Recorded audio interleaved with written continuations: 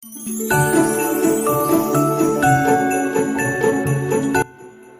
everyone, what's up? And you're watching Caterpillar Network, and right now we are going to make a Christmas scarf for dolls. So we will be needing a scissor and piece of cloth. Don't worry, it was no sewing needed. So grab your materials and we can start.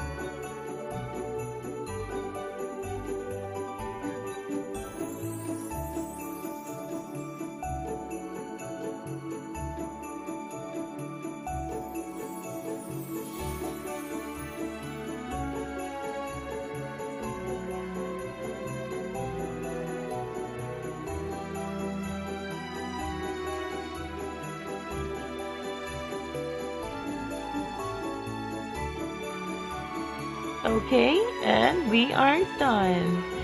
And I think it's really cute, and this is our Christmas scarf. Okay guys, thank you for watching our video. Don't forget to give us thumbs up, and you can follow us on Instagram at Caterpillar Network, and of course don't forget to subscribe. I will see you next time for our next video. Bye.